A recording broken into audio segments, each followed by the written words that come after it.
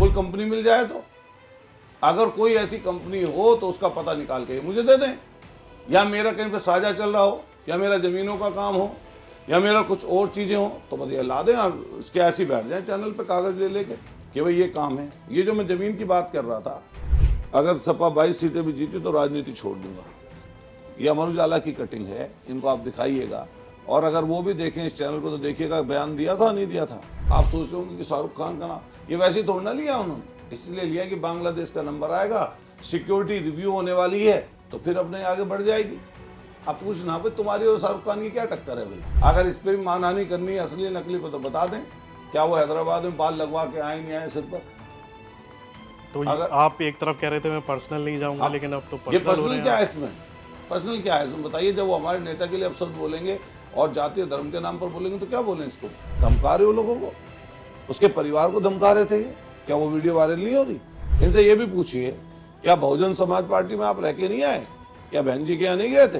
क्या दीवारें नहीं पुतवा दी थी आपने बसपा की? क्या आपका टिकट के जो वो होती है जमा होती है कुछ फीस, वो जमा नहीं हो गई थी? बिना समाजवादी पार्टी में गए समाजवादी का सिंबल आपने पा लिया और बात कल्याण सिंह जी की कर रहे थे। कल्याण सिंह जी समाजवादी के सिंबल पे चुनाव नहीं लड़े थे, वो निर्दलीय चुनाव लड़े थे। आप पता करिए उस समय का। अरे कल्याण सिंह जी की बात करते हैं, कल्याण सिंह जी के नजदीक नहीं थे, ये ठाकुर अमर सिंह जी के नजदीक थे। लोकदल को 1.5 जिले की पार्टी किसने कहा? इन्होंने तो कहा था।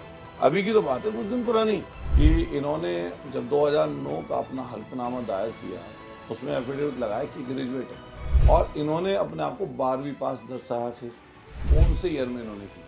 तो उन्होंने मुझे बताया कि प्रमाणित किया जाता है कि संगीत कुमार सोम पुत्र श्री ओमवीर सोम SR नंबर 16418 के अनुसार अनुक्रमांक 213394 से सम्मिलित होकर हाई स्कूल की परीक्षा वर्ष 92-93 में अनुत्तीर्ण की है।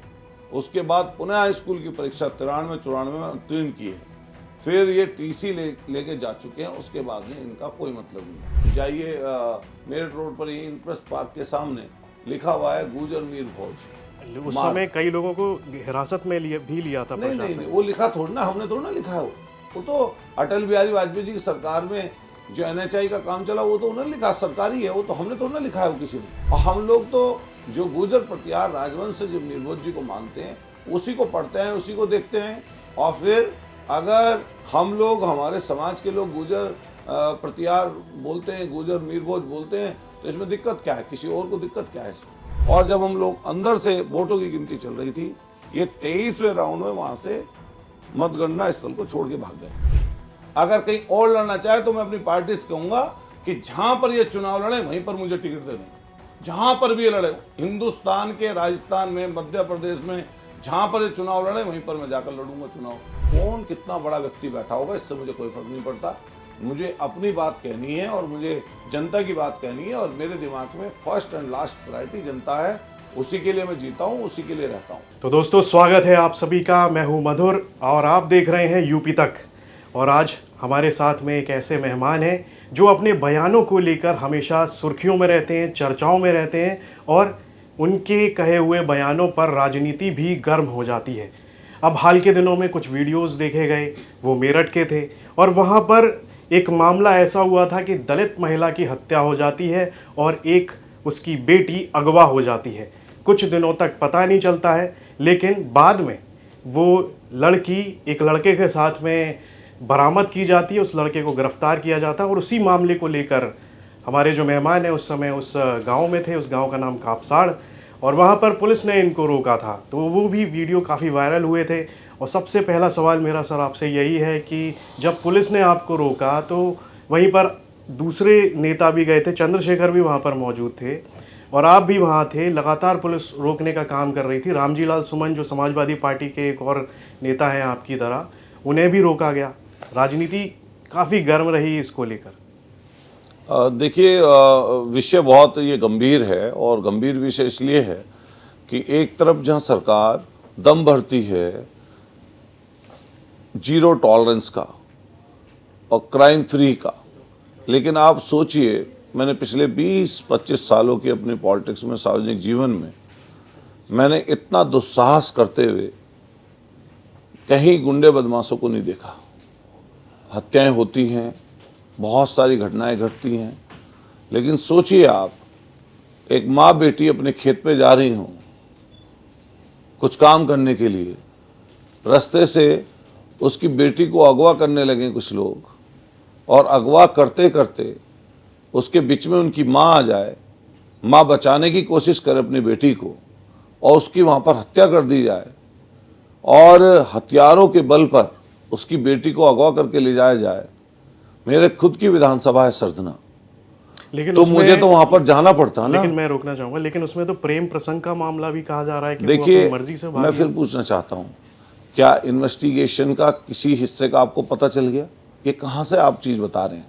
ये आप वो चीज़ बता रहे हैं जो गांव के लोग, ऐसे लोग जो उनके मुखालफत वाले लोग हैं, जिनको इसी तरह की सोच में, मुझे उनकी सोच पर दया आती है और घिन आती है ऐसी सोच पर, जो सिर्फ और सिर्फ अपने लोगों को, अपने आदमी को, या जिससे उनका जुड़ाव है उसको सही बताने के लिए ऐसे लांछन लगाएं, जिससे मैं समझता हूँ पूरा का पूरा सामाजिक जो ढांचा है वो खुद खराब हो जाए। मैं उनसे पूछ के देखिए आप, अगर उनके परिवार में ऐसा हुआ होता, क्या वो इसी तरह के बयान देते? अच्छा, आप बताओ कि जब तक पुलिस कोई सूचना ना दे, कहीं लड़की का कोई बयान ना आए, कहीं लड़की की तरफ से कोई बात ना कही जाए, या कोई ऐसी चीज जिससे उनको, इन्वेस्टिगेशन ऑफिसर तो वो है नहीं, तो उनको कैसे इन चीजों का पता लग गया? आप उनकी सारी बातें अलग अलग लोगों की सुनिए, सब लोग आपको अलग अलग तरीके की बात करते दिखाई देंगे। और फिर अगर लड़की और लड़के की कोई बात थी भी, तो उसमें माता की हत्या कर दोगे आप, उसकी मां को मार दोगे? क्या ऐसे पूर्व की कोई घटना है आपके संज्ञान में? लेकिन जब उस लड़के की पेशी हुई कल शाम को, तो उसके जो वकील हैं वो ये कह रहे हैं कि वो जो है गलती से वहाँ लग गया है, और लड़का भी यही कह रहा है वकीलों के अनुसार कि वो गलती से लग गया है, उसने हत्या नहीं की है, वो बेगुनाह। अच्छा, गलती से कैसे लग जाता है? मैं खुद देखने गया उस महिला को, पोस्टमार्टम की रिपोर्ट आप देखिए, कितनी जगह उसको चोट लगी हुई है। मैंने उसको, जो धारदार हथियार हमारे यहाँ गन्ना छीलने का होता है, उसको गंडासे टाइप होता है, वो धारदार हथियार, उसके पूरे सिर पर इतने तेजी से वार किया गया, और एक दो वार नहीं, कई वार किए गए, जिससे उसकी मौत हुई है। आप सोचिए, अगर कोई इस तरीके की बात बोलने लगे बिना किसी तथ्य के, बिना किसी बात के, वो वैसे ही मर गई महिला, क्या वो सदमे में मरी है? क्या उनको हार्ट फेल हुआ है? उसकी हत्या की गई है महिला की। और ये जो इस तरीके की भाषा बोलने वाले लोग हैं, ये वो लोग हैं जिनके दिमाग में कहीं ना कहीं फितूर है कि सरकार तुम्हें बचा लेगी, सरकार तुम्हारे संरक्षण में है, या तुम सरकार के संरक्षण में हो। तो वहाँ पर जो भी असल में जो सच्चाई है वो तो पुलिस की जांच के बाद में ही सामने आएगा। लेकिन वहाँ पर एक और नेता थे वहीं की, उसी विधानसभा के, संगीत सोम भी गए थे, और उनका कहना था कि 2 दिन से छुटभइये नेता जो है वहाँ पर आके उठक बैठक कर रहे थे, और उनके आने से कुछ होता नहीं है, हमने पीड़ित परिवार से बात की है, तब हुआ है ये।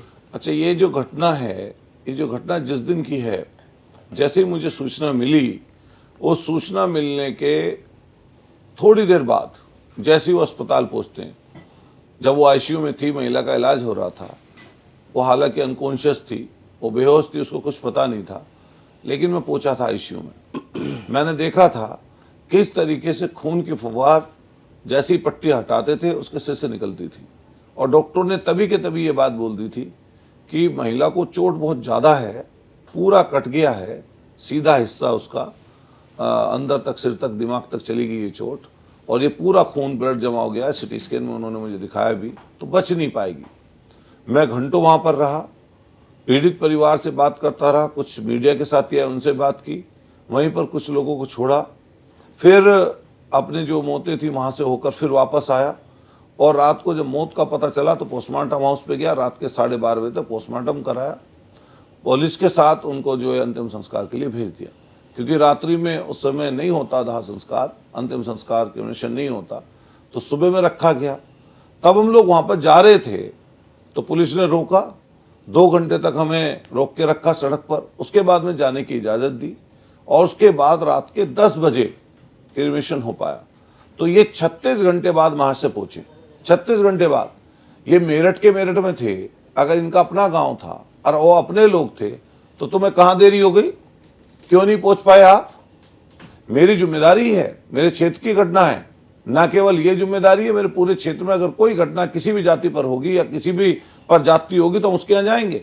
और फिर जब ये जातिवाद की बात करते हैं तो वो किसी जाति की, तो किसी न किसी जाति में कोई ना कोई तो पैदा होता ही है, लेकिन जिस जाति में पैदा हुआ है अगर वो जाति कुछ भी जाति हो, अगर उसके साथ जाति हो, उसका आदमी मर जाए तो मैं मारने वाले के घर पे थोड़ ना जाऊंगा भाई।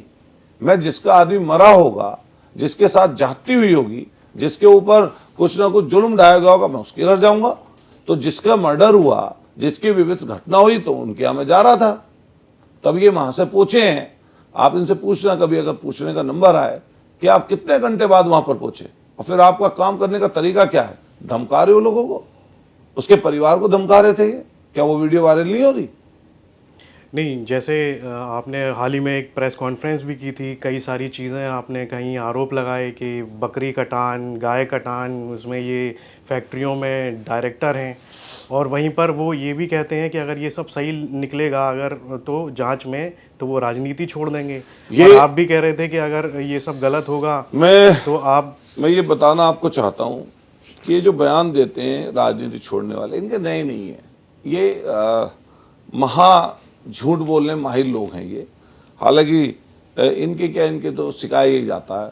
इन्होंने अभी 2022 में जब चुनाव हुआ उससे पहले एक बयान दिया, बड़ा बड़ा छपा, मैं आपको दिखा दूं।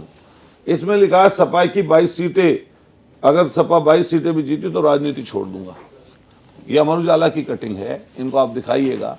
और अगर वो भी देखें इस चैनल को तो देखिएगा बयान दिया था नहीं दिया था, तो क्यों छोड़ी नहीं आपने? आपको छोड़ देनी चाहिए थी। ये तो राजनीति छोड़ने की बात तो कई बार बोल चुके हैं। मैं एक अपने क्षेत्र में हमने डिग्री कॉलेज की स्थापना कराई, हमारा दादरी डिग्री कॉलेज है उसमें, तो इन्होंने कहा अगर उसका एक भी कोई कागज दिखा दे तो मैं अपनी राजनीति छोड़ दूंगा। ये दादरी महाविद्यालय बनकर तैयार है, तो इनका कथन है, इन्होंने बोला था ये, अगर मैं झूठ बोल रहा हूं तो आए ऑन कैमरा और यूपी तक पे बैठकर ये बात बोलें, जरूर बोलें ये वाली बात कि आपने राजनीति छोड़ने के लिए इससे पहले भी कहा था, नहीं कहा था। फिर जैसे ये के चैनल में आपके ये बोला कि अगर कोई ये साबित कर दे, ये अलग अलग अखबारों की कटिंग मैंने उस दिन भी दिखाई थी। हिंदुत्व का दम भरने वाले संगीत सोम ने मांगी थी 5000 जानवर काटने की परमिशन, अनुमति मांगी थी। ये कोई अगर छापा है तो इनके ऊपर क्यों मानहानि नहीं किया आपने? और मैं और भी इनकी चीजें अभी दिखाऊंगा आपको। मैंने उस दिन भी ये कहा था, फूड प्रोसेसिंग कंपनी में भूमिका को लेकर विवादों में संगीत सोम, लेकिन हमेशा रहे हैं। मेरा सवाल ये है आपसे कि जो आरोप आप लगा रहे हैं संगीत सोम के ऊपर, ये आरोप 2013 से लगते आ रहे हैं। आजम खान ने भी लगाए थे, शिवपाल यादव ने। अच्छा, उन्होंने एक बात कही, उसमें मैंने देखा था आपके, उसमें जो आप कह रहे हो आरोप लगाए। अच्छा ये बताइए, आप इतिहास बदल दोगे? आप कोई बदल सकता है इतिहास किसी का? अगर मैंने कोई काम किया होगा अब से 10 साल पहले, 5 साल पहले, और उस काम को मैं पीछे छोड़ते हुए ये कहने लगूं कि मुझसे ज़्यादा साफ नहीं, मैं तो इसमें बिल्कुल पाक साफ हूं, मेरा तो कोई मतलब इस चीज़ से नहीं है, मैं तो ऐसा कभी था ही नहीं, तो वो इतिहास थोड़ा ना बदल जाएगा आपका। फिर मैंने अपनी प्रेस कॉन्फ्रेंस से ये भी कहा था कि अगर मेरी एक भी बात गलत हो, अगर मेरी एक भी बात झूठी हो, तो मैं चैलेंज करता हूं उनको कि वो मेरे ऊपर मानहानि करें, और मानहानि करके मैं कोर्ट में जवाब दूंगा, या आप और हम दोनों बैठें और आप भी बताएं कि आप सच बोल रहे हैं, हम सोच रहे हैं, दोनों का पता लग जाएगा। लेकिन संगीत सोम जब भी आरोप लगाते हैं आपके ऊपर तो वो कहीं भी आपका नाम नहीं लेते हैं, लेकिन वो ये कह देते हैं कि अखिलेश यादव उनको बदनाम कराने की कोशिश कर रहे हैं। अच्छा ये बताओ, माननीय अखिलेश यादव जी इतनी बड़ी पार्टी के नेता हैं, राष्ट्रीय अध्यक्ष हैं, वो जो भाषा बोलते हैं, उनकी जो भाषा है वो उनके प्रति इसलिए है कि वो अपने आप को घमंड में रहते हैं। उनका जो घमंड है, उनका जो अहंकार है, वो उनकी बातों में, उनकी सोच में, उनके काम करने के तरीके में अलग अलग समय दिखाई देता है। मैंने अभी आपकी प्रेस कॉन्फ्रेंस में सुना था, उन्हें वो सवाल आपको मुझसे पूछना चाहिए था। उन्होंने कहा था कि अगर अखिलेश यादव जी भी लड़े वहां पर चुनाव, तो वो तीसरे नंबर पर रहेंगे। ये बात उन्होंने पहले भी बोली थी, लेकिन उनसे पूछ के देखिए कि कैसी पटकनी मिली।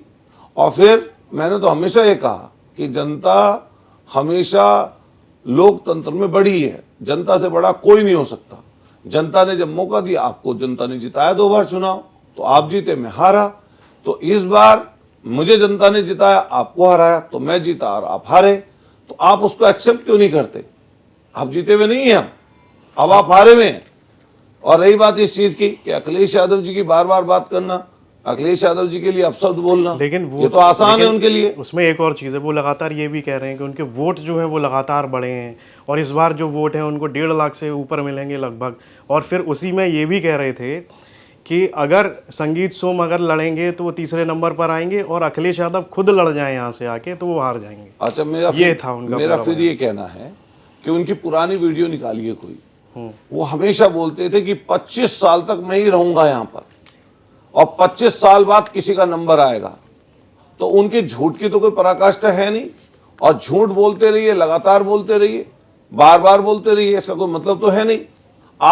मैं अभी यहाँ पर आपके चैनल पे कोई बात बोल रहा हूँ, अगर मैं कोई झूठ और असत्य बात बोलूं, क्या वो नहीं पकड़ी जाएगी? अगर मैं यहाँ पर कुछ बात बोल रहा हूँ आपके सामने, तो मैं वो बात बोलूंगा जो सच होगी। मैं पूछना चाहता हूं आपके चैनल के माध्यम से इन लोगों से, ऐसे लोगों से, क्या आपको कोई वो ऐसा कुछ फार्मूला है आपके पास जो वोट डालने से पहले आपको पता लग जाता है कि आपको कितनी वोट मिलेंगी? एक अनुमान तो लगाते ही है ना सभी। कैसे लेकिन अनुमान? जैसे संगीत सोम ने कहा, ये मैं आपको अनुमान इनका बता दूं कैसा है। मुसलमानों का वोट अनुमान इनका कैसा है। अभी जब वोट खुलनी थी 2022 की, तो किसी महाराज ने बता दिया इन्हें कि तुम ये जो है ऐसी चद्दर ओढ़ के रखो। पीली सी चद्दर ओढ़ते थे ये, भगवा कलर पीली सी दोनों मिक्स था। और किसी ने कह दिया कि जब तक चुनाव से ओढ़े रखना। तो किसी ने कहा कि किसी महाराज ने बताया है कि चद्दर ऐसे ही ओढ़ के रखना। तो ये लगातार चद्दर ओढ़ते हैं। मुझे पता चला पता नहीं क्या बात है, कैसे के क्या कारण है। तो बाद में पता चला कि महाराज ने बताया था। तो मैंने पूछा क्या नहाते वक्त भी ओढ़ के रखते हैं इसको चद्दर को? तो फिर हंसने लगे लोग। तो ये ऐसे लोग हैं, ये पता नहीं क्या करने लगे। जिस दिन वोटों की गिनती होनी थी, ये अंदर घुसे मीडिया के लोगों ने पूछा इनसे कि भाई क्या होगा? कहा कि मैं 25,000 से चुनाव जीत रहा हूं। मेरा नंबर आया, मैं उनकी बात पूछा था मतगणना में। मुझसे पत्रकारों ने कहा कि आपके प्रतिनिधि कह के गए हैं कि वो 25,000 से जीतेंगे। मैंने कि मैं अंतर्यामी नहीं हूं, मुझे नहीं पता भाई। ये तो डिब्बों में, ये तो जो आपकी मशीनें हैं उनमें कैद है चीज। तो जब वो खुलेगी मैं तभी पता चल सकता है। मगर अंतर्यामी भाजपा के लोग और ये अंतर्यामी है। और जब हम लोग अंदर से वोटों की गिनती चल रही थी, ये 23वें राउंड में वहां से मतगणना स्थल को छोड़ के भाग गए। नहीं, वो तो ये भी कह रहे हैं कि उनको मुसलमानों का वोट नहीं चाहिए, उसके बावजूद उनको 1.5 लाख के ऊपर वोट मिलेंगे। और यहाँ पर दूसरी बात ये भी है कि अब जयंत चौधरी समाजवादी पार्टी के साथ नहीं है, तो अब जाटों का वोट भी आपको कम मिलने के आसार हैं। तो आपकी क्या आंकड़ा है, क्या अनुमान है कि आपको कितने मिल जाएंगे? देखिए, वो तो 1.5 लाख बता रहे हैं। मैं तो कोई अंतर्यामी हूं नहीं कि मैं कितने बता दूं कि 1.5 लाख पड़ेंगी, 2.25 लाख पड़ेंगी या 2 लाख पड़ेंगी। ये तो वहां की जनता तय करेगी कि किसको कितनी वोट पड़नी है। रही बात इसकी कि समीकरण की, और मैं तो कभी ये नहीं कहूंगा कि मुझे किसी जाति की वोट नहीं मिलेगी। मुझे पिछली बार भी समाज के प्रत्येक तबके ने, हर जाति के लोगों ने मुझे चुनाव जिताया, हर जाति के लोगों ने मुझे वोट दिया। फिर उनकी तो आदत है हिंदू मुसलमान करने की। अगर इस तरह की भाषा नहीं बोलेंगे तो वो क्या बोलेंगे? इनसे ये भी पूछिए, क्या बहुजन समाज पार्टी में आप रह के नहीं आए? क्या बहन जी के यहाँ नहीं गए थे? क्या दीवारें नहीं पुतवा दी थी आपने बसपा की? क्या आपका टिकट के जो वो होती है, जमा होती है कुछ फीस, वो जमा नहीं हो गई थी? उसको चुनाव के बाद आज 7 के बसपा की सरकार बनने के बाद नहीं लेके आए? आप इनसे पूछिए। ये बोल रहे थे कि समाजवादी पार्टी, नहीं, मैं कभी समाजवादी पार्टी में नहीं गया। बिना समाजवादी पार्टी में गए, समाजवादी का सिंबल आपने पा लिया और बात कल्याण सिंह जी की कर रहे थे। कल्याण सिंह जी समाजवादी के सिंबल पे चुनाव नहीं लड़े थे, वो निर्दलीय चुनाव लड़े थे। आप पता करिए उस समय का। और कल्याण सिंह जी की बात करते हैं, कल्याण सिंह जी के नजदीक नहीं थे, ये ठाकुर अमर सिंह जी के नजदीक थे। लेकिन उन्होंने तो कहा कि मुलायम सिंह ने कहा था कि कल्याण सिंह का आदमी है। किसने कहा था? कब कहा था? कुछ भी झूठ बोल दो। इसलिए बोली वो बात उन्होंने, किसी को ना पता चले। अगर उनके पास कोई ऐसा साक्ष्य है तो बताएं उस साक्ष्य को। और फिर जब आप चुनाव लड़े तो साइकिल के सिंबल पर लड़े थे ना, माननीय नेताजी की फोटो लगाकर लड़े थे ना, माननीय अखिलेश यादव जी की फोटो लगाई थी ना, वहां पर उसपे लोहिया जी की फोटो थी ना, साइकिल का निशान था ना। तो आप कैसे कह सकते हैं कि समाजवादी पार्टी में नहीं थे? लगातार समाजवादी पार्टी में रहे। आप इनसे पूछिए, जिन मुसलमानों के लिए अपशब्द बोलते हैं, क्या 2007 के चुनाव, 2009 के लोकसभा चुनाव में क्या मुसलमानों की वोट इन्होंने नहीं मांगी? अगर उनके प्रोग्रामों में नहीं पहुंचे, क्या श्रद्धा करके नहीं है? क्या उनके साथ नहीं गए? अगर नहीं गए हो तो बताएं। तो आप कहना चाह रहे हैं मुसलमान आपके साथ हैं? नहीं, हमारे साथ हिंदू और मुसलमान दोनों हैं। तो हिंदू और मुसलमान दोनों, अगड़े पिछड़े सब, दलित, शोषित, वंचित, पीड़ित, कमजोर, सब हमारे साथ हैं। तो आपने दलित की बात कही, तो चंद्रशेखर आपको चुनौती नहीं लगते हैं? देखिए, क्योंकि उनकी भी लोकप्रियता काफी बढ़ मैं रही है। ये कह रहा हूं कि मैं क्यों उनको चुनौती की बात करने लगूं? तो साथ में है वो आप। अच्छा, मुझे एक एमएलए का चुनाव लड़ना है सरदा विधानसभा से। कुछ लोग बड़ी पॉलिटिक्स कर रहे हैं, तो मान लिया मैं क्यों उनकी बात करने लगूं? भाई, मुझे अपनी पार्टी की बात करनी है। लेकिन मुझे समाजवादी, लोकप्रिय तो है ही, मुझे मदद तो मिलेगी। मैं क्या तो रहा हूं, मुझे समाजवादी पार्टी से चुनाव लड़ना है। बहन जी नहीं है नेता, तो बहन जी भी नेता है। तो वो तो मालिया जयंत चौधरी जी का आप लोकदल की बात कर रहे थे, क्या इसी शख्स ने नहीं कहा? वीडियो निकाल के देखिए, लोकदल को 1.5 जिले की पार्टी किसने कहा? इन्होंने तो कहा था। अभी की तो बात है कुछ दिन पुरानी, अब कुछ भी बोलने लगेंगे, तो इसका कोई मतलब थोड़ा ना है। अगर आप बताइए किस इन्होंने कहा था, नहीं कहा था? चंद्रशेखर पर बताइए कि क्या उनके बिना या उनके साथ में या गठबंधन हो सकता है समाजवादी देखिए, ये पार्टी का? पार्टी तय करती है, पार्टी के बड़े नेता तय करते हैं। हम लोगों को जिस राह पर चलना है, हमारे ऊपर जिम्मेदारी सरना विधानसभा की है, और जहां पर पार्टी हमें लगाएगी हम वहां पर काम करेंगे। और हमारा जो काम है, समाज के दबे कुचले, लाचार, शोषित, वंचित, पीड़ित और कमजोर वर्ग का साथ देने का है, और उस पर लगातार हमारी पार्टी और हम लोग काम कर रहे हैं। लेकिन चंद्रशेखर की जो लोकप्रियता है आज के समय में, अगर वो साथ नहीं होंगे समाजवादी पार्टी से, अच्छा, मैं लेकिन सरदना से तो अच्छा, आप ये अभी लड़ेंगे। 2024 अभी चुनाव हुआ है ना, हाँ। समाजवादी पार्टी 37 सीटें जीत गई। हम समाजवादी पार्टी के लोग, माननीय अखिलेश यादव जी जो तय करेंगे, इंडिया गठबंधन का, माननीय अखिलेश यादव जी ने बोला इंडिया गठबंधन जो मिलकर बनेगा सबका, वो सामने आएगा सबके। पहले जब चुनाव हुए थे 2024 वाले लोकसभा के, एक मंच पर साथ में भी आए थे, लेकिन बात नहीं बनी थी। तब मैं क्या बता हुआ? रहा हूं ना आपको कि जो इंडिया गठबंधन के लोग तय करेंगे, बड़े नेता तय करेंगे, वो सबको मान्य होगा। तो जिस तरह से सरधना में चुनाव होंगे, आप 2027 में वहाँ से लड़ने जा रहे हैं, वहाँ का जो समीकरण है, वहाँ पर दलित बड़ी संख्या में हैं, जाट भी हैं और मुसलमान भी हैं, तो आप उनको साधने के लिए क्या आपने सोचा हुआ है कि मैं कैसे 20 आप साल उनको से मैं 20 साल से काम कर रहा हूँ वहाँ, और मुझे उंगलियों पर है हमारे गांव, मोहल्ले, जाति किसकी कहाँ पर है, कौन कहाँ पर रहता है, किसकी समस्या क्या है। और मैं आपके चैनल के माध्यम से बता दूं, मेरे उंगलियों पर गांव है, उंगलियों पर मोहल्ले हैं। हमारे यहाँ, मैं आपको बता दूं 1 मिनट के अंदर, हमारे यहाँ 4 कस्बे हैं। सरना बड़ा कस्बा है, तहसील है। हमारे यहाँ लावड़ कस्बा है, फलावदा कस्बा है, दोराला कस्बा है, और गांव के नाम अगर गिनवाने लगूं तो आपको 1-1.5 मिनट एक्स्ट्रा लगेगा, नहीं तो हमारी उंगलियों पर है। मैंने गांव-गांव जाकर, मोहल्ले मोहल्ले घूमकर, गरीबों में रहकर, कमजोर पक्ष के साथ रहकर, और मेरा सीधा एक कहना आपके चैनल के माध्यम से, मैं जाति के नाम पर किसी को बड़ा या छोटा नहीं मानता। मैं, कोई जाति बड़ी नहीं हो सकती, ना कोई जाति छोटी होती है। सब जातियां इक्वल हैं, और जाति हम लोगों ने नहीं बनाई है, जाति पहले से ही बनी हुई है। इसलिए मैं जाति के हिसाब से ना किसी को बड़ा मानता हूँ, ना छोटा मानता हूँ। हमारे क्षेत्र में हम लोगों ने मेहनत की है, काम किया है, प्रत्येक तबके में काम किया है, और खास तौर से गरीब तबके में हम लोगों ने लगातार काम किया है। तो उसी पे हम लोग लगातार काम करते हैं, और उसी के ऊपर जनता तय करेगी। और मैंने स्पष्ट कहा कि संविधान में व्यवस्था की गई है, हर 5वें साल चुनाव होंगे। 5वें साल तक चुनाव आते आते जनता को यह तय करना चाहिए कि कौन आपका हितैषी है, कौन आपका हितैषी नहीं है, कौन आपका सम्मान कर रहा नहीं कर रहा, कौन आपके बीच में है या नहीं है। तो मैंने स्पष्ट कहा, अगर मैं उस चीज पर, जिस पर आप वोट डालते हैं, उस कसौटी पर अगर खरा उतरता हूं, तो अतुल प्रधान को वोट दीजिए, और मैं अगर उस कसौटी पर सामने वाले के मुकाबले हल्का हूं, तो आप मुझे वोट मत दीजिए। पश्चिमी उत्तर प्रदेश की राजनीति की जब बात होती है, तो मुजफ्फरनगर दंगों की भी बात होती है, और उसमें ये जब संगीत सोम से जब बात की गई, तो वो लगातार कहते रहे मुल्ला मुलायम, और आप आदर्श मानते हैं मुलायम सिंह यादव को, और वो लगातार और भी कई आरोप लगाते वो रहे। पता नहीं क्या बोलने लगे। नेताजी को सम्मान किसने दिया? अभी राष्ट्रीय पुरस्कार सोचिए आप, किसने दिया? अभी दिया ना इस सरकार ने। तो उनके लिए आप कुछ भी अब शब्द बोलिए। ये भारतीय जनता पार्टी के लोग इस समय दोहरी राजनीति करते हैं। आज शाहरुख खान का जिक्र कर रहे थे, किसने दिया? क्या केंद्रीय सरकार ने उन्हें सम्मान नहीं दिया? सम्मान दिया था उन्हें, तो उनके लिए भी अब शब्द बोलते रहे, इसका कोई मतलब थोड़ा ना है। अपने आप तो मोइन कुरैशी के साथ बैठ के कमेला चलाएंगे, और दूसरी तरफ मुसलमानों पर लांछन लगाएंगे। वहां तो अब एक चलन चल गया है, आम बात है कि कौन मीट कारोबारी, कौन है वो? क्या मीट कारोबारी? आप किसी से पूछ लीजिए। नहीं, आप अपनी प्रेस कॉन्फ्रेंस में सुरक्षा को लेकर भी सवाल खड़े कर रहे थे। जो संगीत सोम जो है सुरक्षा की मांग कर रहे हैं, हटा दी गई, फिर बांग्लादेश का मुद्दा सामने आया, उस बारे में भी आपने कुछ कहा था। नहीं, मैंने ये कहा था ये और की सुरक्षा की बात करते हैं, इन पर काफी लंबे समय से बहुत बड़ी सुरक्षा इनके पास है।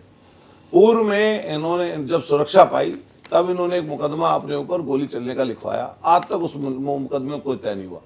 आप इनसे पूछिएगा कि अभी तक जितने आपको धमकियां आई हैं, जितनी आपको थ्रेट मिली हैं, जितनी आपके ऊपर हमले हुए हैं, क्या किसी मुकदमे में कोई फैसला हुआ? किसी मुकदमे की कोई पैरवी कर रहे हैं आप? और जो आप अति सुरक्षित क्षेत्र कैंट के क्षेत्र में आपके ऊपर आपकी सरकार में विधायक आपके रहते हुए Z+ की सुरक्षा आपको केंद्र सरकार की अर्धसैनिक सीआरपीएफ, अर्धसैनिक बलों की सीआरपीएफ की आपके पास थी, और उसके बावजूद आपके ऊपर गोली आपके यहाँ पर चली और ग्रेनेड से हमला हुआ, वो केस आज तक क्यों नहीं खुलवाया आपने? अब फिर आ गई बांग्लादेश से धमकी, उससे पहले और धमकी। सरकार सुनिश्चित करे कि इनके ऊपर जो केस हैं, इन्होंने जो केस किए हुए हैं और जो इनको धमकियां मिली हैं, उनको ईमानदारी से ये लोग क्या नाम उसकी जांच कराएं। जांच में अगर इनको थ्रेट मिली होती है तो थ्रेट मिलने पर इनकी सुरक्षा और बढ़ा दें। हम तो कह रहे हैं जो प्रधानमंत्री जी के पास सुरक्षा है SPG की, वो सुरक्षा इन्हें मिल जाए। और अगर इनको वो थ्रेट, अगर वो हमला फर्जी है, गलत है, जांच में पाया जाए तो इनकी सुरक्षा हटा दें। जैसे PDA का फॉर्मूला समाजवादी पार्टी लेकर आई है, जिसमें अल्पसंख्यक है, वो एक तौर पे कहा जा रहा है कि वो पूरी तरीके से समाजवादी पार्टी के साथ में है, लेकिन उसके बावजूद जो है उसके बावजूद समाजवादी पार्टी चुनाव हारती है। नहीं, देखिए ऐसा है कि बहुत सारी चीज़ ऐसी है। अच्छा बताओ, पुलिस का दरोगा पिस्टल लेके खड़ा हो जाएगा, महिलाओं को डराएगा और बूथों पर कब्जे कर लेगी पुलिस प्रशासन, और चुनाव आयोग उनकी मदद करेगा, तो आप बताइए लोकतंत्र में ऐसे कैसे चलेगा? इनकी पूरी की पूरी व्यवस्था छिन-भिन इन्होंने की है। लेकिन जब आम चुनाव आते हैं, जनता उठ खड़ी होती है, वो चुनाव अलग तरह के होते हैं। तो आम चुनाव जो 2027 का होगा, तो उत्तर प्रदेश में निश्चित रूप से इनको हार का मुंह देखना पड़ेगा। लेकिन आपको नहीं लगता कि ओवैसी की जो रैलियां हो रही हैं, चंद्रशेखर भी बड़ा चेहरा बन रहे हैं, तो दलित और जो अल्पसंख्यक हैं वो कहीं ना कहीं सपा से दूर होंगे? अच्छा, कम तो होगा, वोट तो बटेगा। देखिए, कंफ्यूजन पैदा मत करिए पब्लिक के बीच में, और कंफ्यूजन इसलिए मत करिए कि जनता साफ और स्पष्ट है, वो भारतीय जनता पार्टी को चुनाव हराना चाहती है। तो जो भारतीय जनता पार्टी को चुनाव हराएगा, जनता उसके साथ वो लोग भी खड़े होंगे जो लोग ऐसी सोच के भी, मान लें किसी अलग पार्टी दल से जुड़े हुए लोग हैं। मैंने अपने क्षेत्र में स्पष्ट ये बात कही कि आप बताइए, सेवा के रूप में हम लोग आपके साथ हैं, संघर्ष के रूप में आपके साथ हैं। मान लिया कोई व्यक्ति आके खड़ा कर दे, कोई कैंडिडेट बना दे, तो उसको थोड़ी बड़ी वोट पाले तो वोट काटेगा ही तो सही है आपकी। MIM के कैंडिडेट मेरे सामने पिछली बार खड़े हुए, 1700 वोट पाए, मैं जीत गया 18,500-19,000 वोटों से, लगभग इतने वोटों से मैं चुनाव जीता हूँ। तो अगर उनमें से 500 वोट से हारता तो किसने काटी होती? वो तो उन्हीं ने। तो वो चुनाव जीतने के लिए अगर सरना जैसी जगह पे लड़ रहे हैं या ऐसी जगहों पर लड़ेंगे, तो जीतने के लिए थोड़ा ना लड़ रहे हैं, वो तो नुकसान करने के लिए लड़ रहे हैं ना। तो ये जनता सब समझती है और जनता तय करेगी जनता को करना क्या है। तो 2023 में ऐसा क्या हुआ था कि मिहिर भोज शोभा यात्रा निकालनी पड़ी? आपके हिसाब से कौन है मिहिर भोज, राजपूत हैं या गुर्जर हैं? देखिए, मैं फिर कहना चाहता हूँ, हम लोग सब जातियों का सम्मान करते हैं, जाति के हिसाब से कोई चीज़ तय नहीं की जाती। लेकिन ये हम लोगों ने बचपन से देखा। अटल बिहारी वाजपेयी जी ने, अभी देख लीजिए, आप जाइए मेरठ रोड पर, ही इंद्रप्रस्थ पार्क के सामने लिखा हुआ है गुर्जर मीर भोज। उस समय कई लोगों को हिरासत में लिया था नहीं, प्रशासन। नहीं, वो लिखा थोड़ा ना, हमने थोड़ा ना लिखा है वो तो अटल बिहारी वाजपेयी जी की सरकार में जो NHI का काम चला, वो तो उन्होंने लिखा, सरकारी है वो, तो हमने थोड़ा ना लिखा है वो किसी ने। गुर्जर मीर भोज डिग्री कॉलेज, दादरी का डिग्री कॉलेज है, वो कोई अभी की थोड़ा ना संस्था, पुरानी संस्था है। और हम लोग तो जो गुर्जर प्रतिहार राजवंश से जो मीर भोज जी को मानते हैं, उसी को पढ़ते हैं, उसी को देखते हैं। और फिर अगर हम लोग, हमारे समाज के लोग गुर्जर प्रतिहार बोलते हैं, गुर्जर मीर भोज बोलते हैं, तो इसमें दिक्कत क्या है? किसी और को दिक्कत क्या है इसमें? लेकिन हंगामा काफ़ी होता है इसको। लेकिन हंगामा तो ये मुख्यमंत्री जी ने कराया। मुख्यमंत्री जी ने, हमारे गुर्जर सम्राट मीर भोज जी की मूर्ति लग रही थी दादरी में, उनको उसका अनावरण करने आना था, तो किसी ने उन्हें बता दिया कि उस पर गुर्जर लिखा हुआ है। तो उन्होंने कहा कि अगर गुर्जर हटाओ तो मैं आऊँगा। लेकिन वहाँ के नौजवानों ने उस पर गुर्जर लिखा, और गुर्जर लिखकर कहा कि अच्छा बताइए, मूर्ति का पैसा उन्हीं के नाम पे कॉलेज, उसका पैसा वही संस्था दे रही, और वो कह रहे हैं कि गुजर हटा दो। तो बताइए कैसे हटा देगा कोई? एक और चीज़ आती है कि गुर्जर समाज के जो नेता हैं पश्चिमी उत्तर प्रदेश में हैं, लेकिन जो जो बड़ा नेता है उतना नेशनल लेवल का गुर्जर समाज का अभी तक नहीं हुआ है। लेकिन समाजवादी पार्टी में जैसे आप हैं, तो क्या प्रोजेक्शन है भविष्य को लेकर कि आप गुर्जर समाज के लिए क्या करेंगे आप? देखिए, मैं फिर कह रहा हूँ, हम लोग राजनीतिक परिदृश्य से इसको देखें, और हम लोग एमएलए हैं, हमें सारी जाति के लोगों ने वोट दिया है। और जब राजनीतिक परिप्रेक्ष्य में आप वृहद रूप से देखते हैं और आने वाले समय के हिसाब से देखते हैं, तो कोई एक जाति से आप बड़े नेता नहीं बन सकते। सब जातियों का समावेश आपको चाहिए।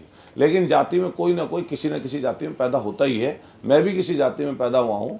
तो उस जाति को बेहतर करना, उसको चीज़ें बेहतर कराना, भविष्य से उसकी जो है उसका परिचय कराना कि भविष्य में क्या होने वाला है, और दूसरी जातियों से उसको जोड़ना, यही लोकतंत्र में सबसे महत्वपूर्ण चीज़ है।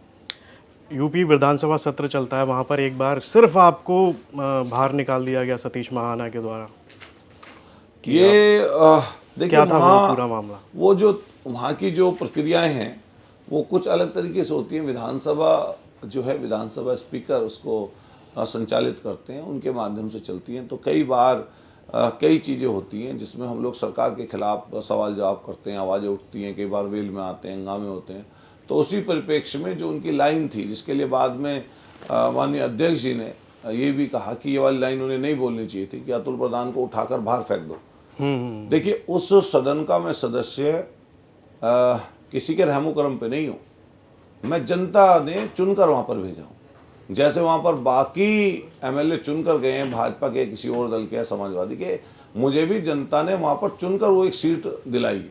तो मेरा काम है जनता की उन बातों को सदन में रखना जिनसे जनता परेशान है। और विपक्ष का काम भी यही है कि सरकार को आईना दिखाना, समय समय पर उसके वादे याद दिलाना, समय समय पर जो उन लोगों ने जनता के बीच में जाकर बातें कही थी उनको याद दिलाना। अगर कहीं पर समस्या है कोई बड़ी छोटी, उसको वहाँ पर सदन में सरकार के पटल पर, विधानसभा के पटल पर सरकार के सामने रखना, यही तो काम है हमारा। अच्छा बताइए, मैं मुंह बंद करके बैठ जाऊँ क्या सदन में? क्या बोलूँ ना वहाँ? भाई मुझे इसीलिए तो भेजा है वहाँ पर कि मैं उनकी बात रखूँ। और फिर मैं स्पष्ट ये बात आपके चैनल के माध्यम से कर दूँ, विधानसभा अध्यक्ष जी का सम्मान है, उनकी चेयर बड़ी है वहाँ पर, लेकिन हम लोगों को भी जनता ने किसी विश्वास के साथ चुन के भेजा है। तो सामने कौन कितना बड़ा व्यक्ति बैठा होगा, इससे मुझे कोई फर्क नहीं पड़ता। मुझे अपनी बात कहनी है और मुझे जनता की बात कहनी है, और मेरे दिमाग में फर्स्ट एंड लास्ट प्रायोरिटी जनता है। उसी के लिए मैं जीता हूँ, उसी के लिए रहता हूँ। विधानसभा से और भी वीडियो आते हैं। एक वीडियो पिछले साल का वायरल हुआ था कि फ़ोन एक दूसरे को दे रहे थे, ठीक है, और उस समय ये वो फ़ोन एक दूसरे से पास कर रहे थे, वो भी काफ़ी वायरल हुआ था, जबकि अलाउ नहीं है विधानसभा में फ़ोन चलाना। अरे नहीं, वो ऐसा है ना, वो देखने में नहीं आना चाहिए, बात नहीं करनी चाहिए, घंटी नहीं बजनी चाहिए, लेकिन देखते तो हैं लोग बाग। उसमें फ़ोन में देखकर कई बार चीज़ें भी बोलते हैं, कई बार फ़ोन में व्हाट्सएप पर कुछ सूचनाएं आती हैं तो उसकी भी जानकारी लोग देते ही हैं। तो मैं ये ज़रूर कहूँगा आपसे कि जो बात कर रहे थे आप, मेरा अगला सवाल है आपसे, जी। जैसे संगीत सोम के साथ में जो ये सिर्फ राजनीतिक प्रतिद्वंदिता है या पर्सनल लेवल पर नहीं भी पर्सनल हमारी कुछ नहीं, पर्सनल हमारी क्यों होगी उनसे? भाई वो चीज़ें बोलते हैं, हमारे नेता के खिलाफ बोलते हैं, अपशब्द बोलते हैं। अच्छा, उनकी क्या बराबरी है? वो अपना आप खुद देखें कि उनकी कोई बराबरी थोड़ी ना है। और बराबरी मान लिया मैं किसी और भाजपा के बड़े नेता से बराबरी करने लगूँ, और जिससे बराबरी नहीं करनी चाहिए मुझे, तो मैं क्यों करूँ ऐसा काम भाई? तो वो इसलिए बोलते हैं ऐसी बातें कि जिससे लोगों में उनका बड़ा असर जाए कि बहुत बड़ा आदमी है, बहुत बड़ा, उससे बड़ा कोई आदमी नहीं है। तो मैंने ये बात बोली, ये जुबा कोप है, ये नेट पर पड़ी हुई चीज़ें हैं। मैं आपके चैनल के माध्यम से बता दूं, ये मेरी नहीं है। आप जाइए इंटरनेट पर सर्च करिए, गूगल पर सर्च करिए जुबा कोप करके, ये सब इनकी जितनी फैक्ट्रियां हैं, इन सब फैक्ट्रियों के नाम आपको मिल जाएंगे, जिन जिन में ये डायरेक्टर हैं। ये सिर्फ अल दुआ में नहीं है, ये अल एनम में भी हैं, ये भी इनकी पत्नी भी, इनकी साली भी, ये सब इन्हीं में ही है। और बहुत सारी इनकी हैं ये डायरेक्टर हैं कई कंपनियों में, तो उनमें कई कंपनियों में अलग अलग काम होते हैं। ऐसा हुआ एक बार, एक चीज़ और मैं नहीं बता के जा रहा हूँ, पहले मैंने बताई थी कि इन्होंने जब 2009 का अपना हल्फनामा दायर किया, उसमें एफिडेविट लगाया कि ग्रेजुएट है, तो हमें लगा कि ग्रेजुएट होंगे, कोई बड़ी बात तो है नहीं, मान लिया बहुत ग्रेजुएशन किए हुए लोग हैं। फिर इन्होंने 2012 का हल्फनामा भरा, तो उसमें जो उम्र थी उनकी पहले, तो उसमें उम्र इनकी ज़्यादा थी। फिर इन्होंने उम्र कम कर दी और इन्होंने अपने आप को 12वीं पास दर्शाया फिर 2012 में। फिर मुझे लगा कि कुछ गड़बड़ है, तो मुझे किसी ने कोई कागज़ भेजे, तो ये झूठ बोलने की बता रहा हूँ, ये झूठ कैसे बोलते हैं। मैं लाया हूँ, मैंने सूचना मांगी एक श्री कुंद जैन इंटर कॉलेज है खतौली में, जहाँ से ये 10th क्लास में पढ़े हैं। इन्होंने, मैंने पूछा था कि भाई ये 10th आपने आपके यहाँ से कौन से ईयर में इन्होंने की, तो उन्होंने मुझे बताया कि प्रमाणित किया जाता है कि संगीत कुमार सोम पुत्र श्री ओमवीर सोम SR नंबर 16418 के अनुसार अनुक्रमांक 213394 से सम्मिलित होकर हाई स्कूल की परीक्षा वर्ष 92-93 में अनुत्तीर्ण की है। उसके बाद पुनः हाई स्कूल की परीक्षा 93-94 में उत्तीर्ण की है। फिर ये टीसी लेके जा चुके हैं, उसके बाद में इनका कोई मतलब नहीं है। ये टीसी की भी फोटोकॉपी है। ये 92-93 में 10वीं फेल थे। तो ये अब ये 10वीं फेल होना कोई योग्यता नहीं है उसमें, लेकिन आपने भर रखा है हल्फनामे में। झूठ सच की बात चल रही है तो डॉक्यूमेंट्स है, तो आप उनसे जब कभी पूछें तो ये बताएं। एक चीज़ और कह रहे थे वो कि मैंने ज़मीन में साझा था मेरी, और मैं ज़मीन में साझा कर लिया। अच्छा आप बताइए, आप यहाँ पर बैठे हैं चैनल में, आपको कोई तो सैलरी मिलती होगी, तय हुई होगी ना आपकी सैलरी, या आप ऐसे ही आ गए? या मैं जिस काम पे हूँ, जिस काम को मैं कर रहा हूँ, मैं जनता के प्रति मेरा वो है ना कि भाई। ये तो सभी आप आरोप लगा रहे हैं, इनकी नहीं, आरोप जांच क्या होगी, है? जांच कर लो आप, ये तो जांच होगी तब सच आएगा सामने। अरे मैं कह रहा हूँ ना, अगर इनमें कोई झूठ हो, अगर ये 10वीं की टीसी है 2 बार फेल की, अगर इसमें कोई झूठ हो तो इसमें इस पे ये 10वीं आप नज़दीक कर लेना कैमरा, इसे देख लीजिए जरा। अगर ये फेल ना हो 10वीं में 2 बार वहाँ से, तो ये फिर हम पे मानहानि का मुकदमा कर दें। आज इस इंटर कॉलेज में ना पढ़े हो तो कर दें। तो इसमें मैं कोई झूठ तोड़ना बोल रहा हूँ। मैं कह रहा हूँ कि भाई ये जो कंपनी में मिनिस्ट्री ऑफ कॉर्पोरेट अफेयर्स की ये है साइट, इस पे आप जाइए, इसमें आपको साफ साफ मिल जाएगा कि ये जो डायरेक्टर हैं अल्दुआ में, ये डायरेक्टर हैं तेजस ऑयल में। ये तेजस ऑयल कंपनी तेजस के बेटे का, हालांकि मैं कोई परिवार पे नहीं जा रहा हूँ, लेकिन वो नाम बता रहा हूँ कि डायरेक्टर हैं। और इसमें तेजस ऑयल में ये क्या है, क्या करते हैं ये फिश को रखने की जगह, फ्रीज करने की जगह है ये, और मीट भी रखते हैं। ये तमाम चीज़ें इनके पास हैं, ये तो ऑनलाइन है चीज़ें। इसके अलावा और मैं आपको बताऊं इनकी सोच, इनका विचार क्या काम करता है। अच्छा आप सोच रहे हैं इन्होंने, आप सोच रहे होंगे कि शाहरुख खान का नाम ये वैसे ही थोड़ा ना लिया उन्होंने, इसलिए लिया कि बांग्लादेश का नंबर आएगा, सिक्योरिटी रिव्यू होने वाली है, तो फिर अपने आगे बढ़ जाएगी। आप पूछना भाई तुम्हारी और शाहरुख खान की क्या टक्कर है भाई। और फिर रही बात इस चीज़ की कि भाई सब लोग वो कहते हैं कि उन्होंने देश ने बनाया, क्या तुम्हें विधायक नहीं बनाया था जनता ने? तुम्हें तो जनता ने विधायक बनाया था, तुम भी तो जो कुछ हो जनता की वजह से हो ना। तो उसमें तुम संविधान की शपथ लेते हो। अच्छा संविधान की शपथ लेकर मैं विधायक बनाऊं, मेरा विधायक मैं सिर्फ प्रमाण पत्र से नहीं बनाऊं, मैं विधायक पूर्ण तब बनाऊं तब मैंने सदन में खड़े होकर संविधान की शपथ ली है, और शपथ में मैंने किसी से अन्याय की, जाति धर्म के नाम पर मैं अन्याय नहीं कर सकता किसी के साथ। और एक आदमी जो चुनकर विधायक बना था वो यहाँ पर आपके चैनल पर बैठ के कहता है मुझे फलाने धर्म की वोट की जरूरत नहीं है। शर्म नहीं आती इन लोगों को? किस तरह की भाषा बोलते हैं ये लोग, और इस तरह की भाषा इनको सिखाई जाती है सिर्फ किस लिए कि हिंदू मुसलमान चुनाव हो जाए। वहां अतुल प्रधान के रहते हुए ये कुछ कर लें, कुछ भी कर लें, वहां पर हिंदू मुसलमान का चुनाव सरना में नहीं होगा। और ये कहीं और लड़ना चाहें चुनाव, अगर कहीं और लड़ना चाहे तो मैं अपनी पार्टी से कहूंगा कि जहां पर ये चुनाव लड़े वहीं पर मुझे टिकट दे दें। जहां पर भी ये लड़े, हिंदुस्तान के राजस्थान में, मध्य प्रदेश में, जहां पर ये चुनाव लड़े वहीं पर मैं जाकर लड़ूंगा चुनाव। चल ये लड़े कहीं पर लड़ना हो इनको। तो और फिर मैं फिर कह रहा हूं ये जो मैं चीज बोल रहा हूं, कह रहा हूं आरोप लगा रहा हूं, मैं आरोप तोड़ने लगा रहा हूं, ये तो डॉक्यूमेंट्स हैं। आप बताइए डॉक्यूमेंट्स में हेराफेरी कैसे कर लेंगे? मैं ये कह रहा हूं ये जुबा कोप है। मेरी भी कोई साइट पर जाइए आप, मेरे अतुल प्रधान के नाम से सर्च कर दिए, कोई कंपनी मिल जाए तो, अगर कोई ऐसी कंपनी हो तो उसका पता निकाल के मुझे दे दें, या मेरा कहीं पे साझा चल रहा हो, या मेरा ज़मीनों का काम हो, या मेरा कुछ और चीज़ें हो, तो बताइए ला दें। और इसके ऐसे ही बैठ जाए चैनल पे कागज़ ले लेके कि भाई ये काम है। ये जो मैं ज़मीन की बात कर रहा था, ये फ़ोटो है इनका, हालांकि मैंने उस दिन बोला था कि ये फोटो में इनके बाल पुराने हैं, ये एक्चुअल में जो सच्चाई वाले वो हैं, ये सच्चे बाल, मतलब जो ये इनके जो असली बाल हैं। अब आज की तारीख में जो है बाल नकली वाले हैं इनके, तो आप पता कर लेना। अगर इस पर भी मानहानि करनी है असली नकली पर, तो बता दें क्या वो हैदराबाद में बाल लगवा के आए नहीं आए सिर पर। तो अगर आप एक तरफ कह रहे थे मैं पर्सनल नहीं जाऊंगा, लेकिन अब तो ये पर्सनल हो रहे पर्सनल हैं। क्या है इसमें? पर्सनल क्या है इसमें बताइए? जब वो हमारे नेता के लिए अपशब्द बोलेंगे और जातीय धर्म के नाम पर बोलेंगे तो क्या बोलें इसको? बताएं ना, मेरे तो असली हैं बाल, बता दें मेरे नकली हो तो। फिर आप ये भी कह इनकी रहे थे कि बात ये सिर्फ नकली, राजनीतिक है, इनकी बात लेकिन नकली। पर्सनल नहीं जाऊंगा, लेकिन फिर अब ये आप वही अच्छा, ये बताओ, इसकी फैक्ट्री है, इसकी पर्सनली तो है। अब मान लिया इसके बारे में जानकारी दूं आपको, तो क्या जानकारी दूं?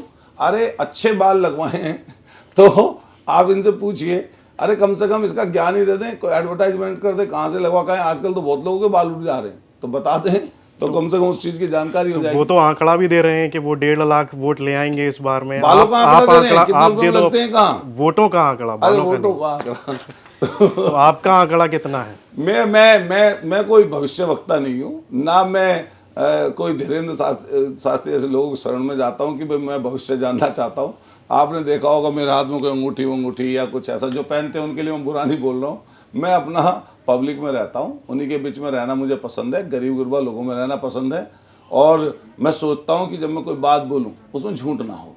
हालांकि कभी कभार मजाक में कोई छोटी मोटी बात बोल सकता है। कल आपकी पत्नी भी गई थी मेरठ, वहाँ उनको भी रोक नहीं, लिया हमारी गया। पत्नी लगातार घूमती है। अगर मैं क्षेत्र में नहीं होता हूँ, किसी दिन बाद रहता हूँ, तो हमारी सीमा हमेशा क्षेत्र में जाती है। वो जिला पंचायत अध्यक्ष रही हैं और जिला पंचायत सदस्य मेरठ में सबसे ज़्यादा वोटों से अपने समय में जीती थी। और सामाजिक रूप से हमारा दायित्व है, हमारा और हमारी पत्नी और दोनों लगातार हम लोग पब्लिक की सेवा में हैं, लगातार लोगों में घूमते हैं। लेकिन हाँ, इतना बस कह रहे हैं कि झूठ से फरेब से मैं कभी जीतना नहीं चाहूँगा, ना मैं कभी किसी जाति पर धर्म पर लांछन लगा के जीतना चाहूँगा। और मैं चाहे जीतूँ या मैं ना जीतूँ, इससे मैं सिर्फ इतना ही कहना चाहता हूँ आपके चैनल के माध्यम से कि हम लोग जनता के प्रति ईमानदार रहना चाहते हैं और मेरी कोशिश रहेगी कि हम लोग ईमानदारी से अपना काम करें। तो ये थे हमारे साथ अतुल प्रधान, और जो लगातार कई अपने आरोप भी लाए, अपनी बातें भी रखी संगीत सोम के खिलाफ, और भी चीज़ों पर हमने चर्चा की है। अगर आपने एंजॉय किया है, आपको अच्छा लगा है, तो ज़रूर हमें कमेंट बॉक्स में लिखकर बताएं। और बाकी की तमाम यूपी से जुड़ी हुई खबरें देखने के लिए आप देखते रहिए यूपी तक।